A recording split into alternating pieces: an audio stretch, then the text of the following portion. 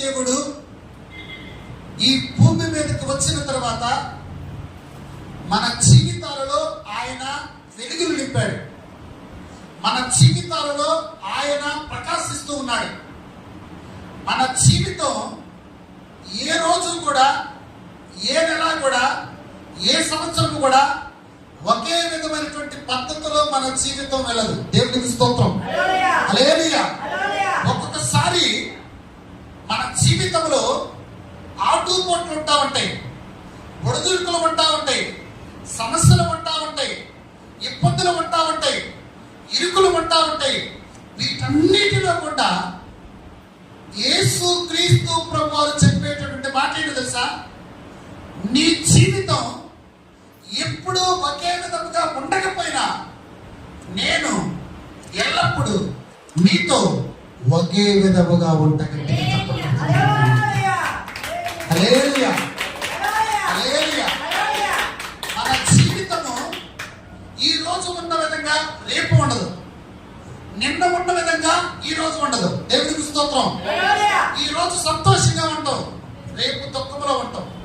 నిన్న దుఃఖంలో ఉంటాం, ఈ రోజు సంతోషంగా ఉంటాం. కానీ దుఃఖంలో ఉన్నప్పుడు కూడా మన దేవుడు మనతోనే ఉంటాడు. దేవునికి స్తోత్రం. హల్లెలూయా. సంతోషంలో ఉన్నప్పుడు కూడా మన ప్రభు మనతోనే ఉంటాడు. బాధలో ఉన్నప్పుడు కూడా మన ప్రభు మనతోనే ఉంటాడు. ఏ స్థితిలో ఉన్నా కూడా, ఏ సమయంలోనైనా మన ప్రభు మనతో ఎల్లప్పుడూ ఒకే విధముగా ఉంటాడు. దేవునికి స్తోత్రం. హల్లెలూయా. హల్లెలూయా. ఇశ్రాయేలు ప్రజలు బబులోను దేశంలో 70 సంవత్సరాలు బానిసలుగా ఉన్నారు. ఎన్ని సంవత్సరాలు? 70 సంవత్సరాలు బానిసలుగా ఉన్నారు. బానిసలుగా ఉన్నప్పుడు వారు ఏమనుకున్నారంటే, బబులోను దేశం అంటే ఇప్పుడు ఉన్నటువంటి దేశాలలో ఇరాన్ అని అర్థం. దేవునికి స్తోత్రం. హల్లెలూయా. వాళ్ళు ఏమనుకున్నారంటే, ఆల్రెడీ 70 సంవత్సరాలు బట్టి మా పితరులు, వాళ్ళ పితరులు, వాళ్ళ పితరులు అందరూ కూడా ఈ బబులోను దేశంలో బానిసలుగా ఉన్నారు. మేము మా కాలం అయిపోయిన తర్వాత మా పిల్లల తరానికి వచ్చేసరికి వాళ్ళు కూడా బబులోను దేశంలో బానిసలుగా ఉంటారని వాళ్ళందరూ అనుకున్న సమయంలో దేవాతి దేవుడు వాళ్ళ విషయంలో జోక్యం చేసుకున్నాడు. దేవాతి దేవుడు వాళ్ళ విషయంలో తన కనుదృష్టిని వాళ్ళ మీద ఉంచాడు. దేవాతి దేవుడే యెషయా ప్రవక్త ద్వారా ఒక ప్రవచనాన్ని బబులోను దేశంలో ఉన్నటువంటి ఇశ్రాయేలు ప్రజలకు ఆయన ప్రవచనాన్ని చూపిస్తూ ఉన్నాడు. దేవునికి స్తోత్రం. హల్లెలూయా.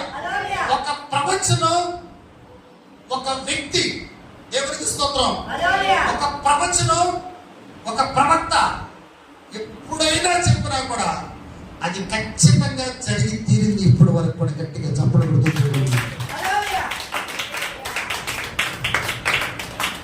కానీ ఈ రోజుల్లో సేవకులు చెప్పినటువంటి ప్రవచనాలు నెరవేర్చబడుతున్నాయి. దేవునికి స్తోత్రం. హల్లెలూయా. ఒక ప్రవచనం ఒక సేవకుడు చెప్పాలంటే దేవుడు చెప్తే తప్ప ఇతను అంతగా తను చెప్పకూడదు. చాలా మంది నిన్ను చూసి నీ స్థితిని చెప్తా ఉంటారు. ఏంటది? నిన్ను చూసి నీ స్థితిని చెప్తా ఉంటారు. రీసెంట్ గా ఒక సిస్టర్ గారు నాతో మాట చెప్పారు. ఏమనంటే, పాస్టర్ గారు హైదరాబాదు ప్రాంతంలో, ఎక్కడ? హైదరాబాదు ప్రాంతంలో ఒక పెద్ద ప్రవక్త ఉన్నాడంటే అతన్ని కలవటానికి 5,000 రూపాయలండి. దేవునికి స్తోత్రం. హల్లెలూయా. నువ్వు వెళ్ళావా అన్నా? నేను వెళ్ళలేదు, మా ఫ్రెండ్తో పాటు నేను కూడా వెళ్ళాను. ఏంటది? ఫ్రెండ్తో పాటు నేను కూడా వెళ్ళాను. సరే, ఏమని చెప్పాడు? ఎక్కడికి వచ్చాడు? విజయవాడలో ఒక పెద్ద 5 స్టార్ హోటల్ దిగాడండి. ఆయన ఒక రోజు అపాయింట్మెంట్ తీసుకోకముందే అకౌంట్లోకి 5,000 కొడితేనే ఆయన అపాయింట్మెంట్ ఇస్తాడండి. ఎంత? 5,000 రూపాయలు మామూలు ఒక ఫ్యామిలీ గడపడానికి నెల సరుకు సరిపోతుంది. అవునా కదా? 5 స్టార్ హోటల్లో ఉన్నాడు ఆయన. ఈ మహాతల 5,000 కొట్టింది. తెల్లారి పొద్దున్నే ఆయన దగ్గరికి, ఎక్కడికి? ఒక సేవకుడి దగ్గరికి. ఎంత ఇచ్చింది? 5,000 రూపాయలు ఇచ్చింది. మధ్యలో దాడుకునేది కదా. ఎందుకని ఆయన నా గురించి చెప్తాడు, నా హిస్టరీ చెప్తాడు, నా చరిత్ర చెప్తాడు, నా గురించి మొత్తం చెప్తాడంట అంట అని మహాతల్లి పాప ఆయన దగ్గరికి ఎక్కడికి ఎత్తించి 5,000. సరే వెళ్ళిన తర్వాత ఆ పాస్టర్ గారి కింద నుండి పైకి చూశాడంటే మళ్ళీ ఏమో ఒక పాట మళ్ళీ దిగుడిగా అలేరియా వీళ్ళిద్దరే వెళ్ళారు. ఈ మహాప్రభుని బట్టి ఆ పాస్టర్ గారు ప్రార్థన చేశాడంట, ఇక్కడ నుండి నీ జీవితంలో అంతా సొమ్మే తగ్గిస్తాను అన్నదట. ఇక్కడ నుండి నీ జీవితంలో సొమ్మే తగ్గింది, అసలు కష్టాలే ఉండో, నష్టాలే ఉండో, బాధలే ఉండో, ఇరుకులే ఉండో, ఇబ్బందులే ఉండో, అంతా నీకు మంచిగా జరిగిందంట. తెల్లారి పొద్దున యాక్సిడెంట్ జరిగింది. దేవుడికి స్తోత్రం. హల్లెలూయా. నేను కోపం అన్నారేంటి?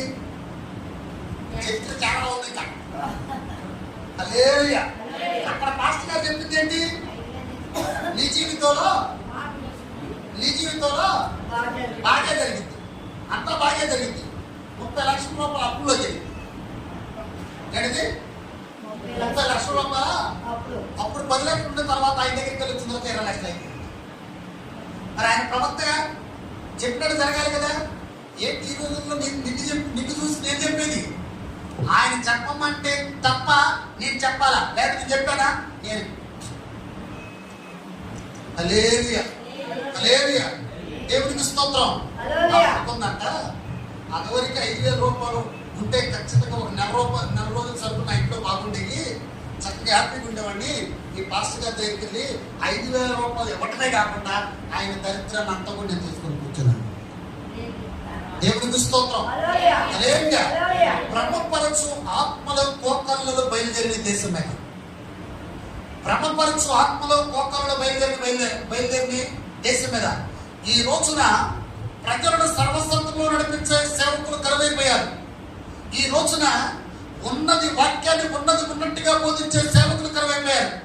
ఈ రోజున నీ తల మీద చేయి పెట్టి ప్రార్థన చేస్తే నీకు ఆశీర్వాదం వస్తే, జీవనం వస్తే, నీకు పేరు జరిగితే, నీ కుటుంబం దీవించబడింది, నీ కుటుంబం ఆశీర్వదించబడిందని ఏ సేవకుడైతే చెప్తాడో గొర్రెల్లాగా అక్కడికి వెళ్తున్నారు కాబట్టి అక్కడికి వెళ్తారు తప్ప నిజమైనటువంటి సేవకుల దగ్గరికి రారు. కానీ అక్కడికి వెళ్ళి పోతా పడిన తర్వాత నిజమైన సేవకుని కింద నా దేవుడు స్థిరపరుస్తాడు.